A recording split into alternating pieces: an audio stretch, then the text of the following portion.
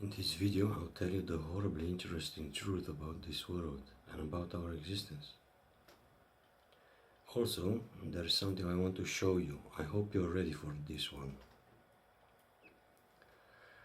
The surface upon which we live is flat, stationary and enclosed with a dome. The dome, however, goes all the way around and underneath this flat plane.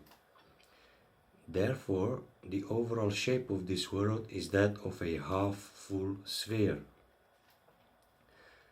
The flat surface upon which we live is a part of and is situated within a half-full sphere. The reason why the dome looks like a dome is because we only see the upper half of the half-full sphere, and therefore it has the shape of a dome when seen from our perspective. If you'd have the chance to look at this world from a side, you would be looking at a half-full sphere. So, is this world suspended in the air? What is outside of it? The horribly interesting truth is that we are inside the body of an immensely large creature, and this entire world is but a single cell within its body. The immensely large creature consists of trillions of cells, and many of those cells are worlds that have the shape of half-full spheres, just like this world.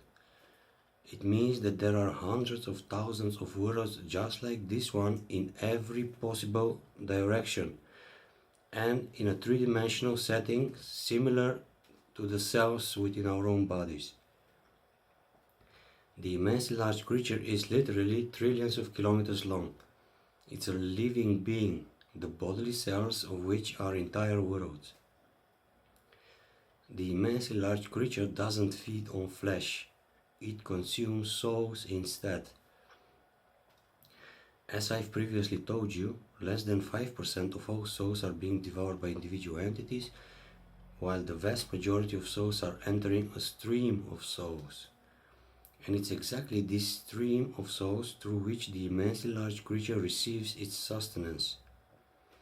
And since there are trillions of other worlds just like this one, and since each world represents a cell within its body, the immensely large creature is being fed through many of those worlds. I'm not claiming that the immensely large creature consists exclusively of the same types of worlds. There are most likely cells within its body that have other purposes, just like the various types of cells within our own bodies. But there is undoubtedly a high percentage of cells within its body that have the exact shape and purposes as the world we live in. All of this means that there is a whole macro world out there of an unimaginable to us size and full of immensely large creatures.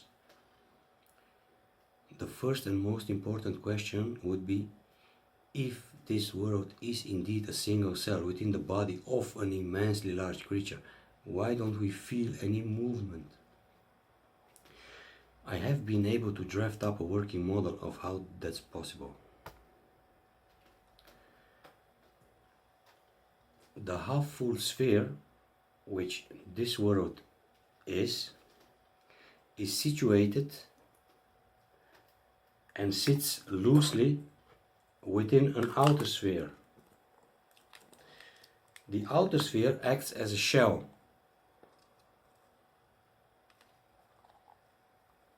This is not the exact right representation as my model, but so the outer sphere acts as a shell, and it's just big enough to contain the half-full one.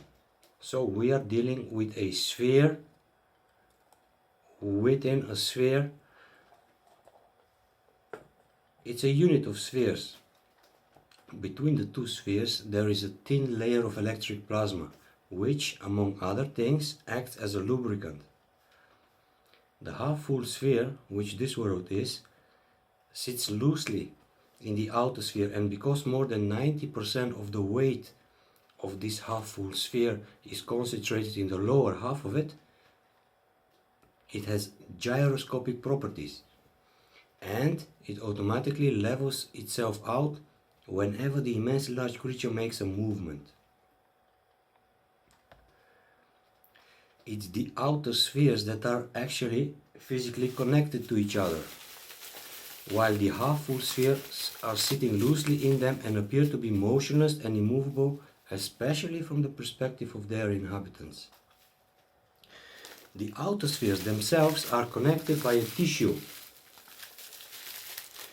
that is extremely strong, and yet it has elasticity, flexibility and softness to it, just like the connective tissue between the cells within our own bodies. Whenever the immensely large creature makes a movement, the tissue partially dampens and neutralizes the effects of any movement before the energy of that movement fully reaches this world. The sheer size of the immensely large creature is also a factor that contributes to the neutralization of any movement made by it. The bigger the creature, the more graduate and slow its locomotion appears to be. So, it's a combination of factors due to which we experience this world to be stationary and immovable.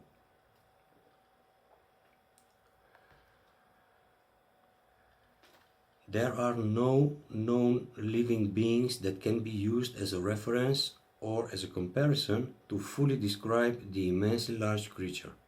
It's an extremely sophisticated, soul-eating being. In fact, everything about it is extreme, especially when looked at from our perspective. If any of you want to get a glimpse of reality, you need to be able to think big. And I mean literally big. The reason why we don't have access to the outskirts of this world is because if we were to examine the dome, we would see that it's biological in nature. And then we'll panic.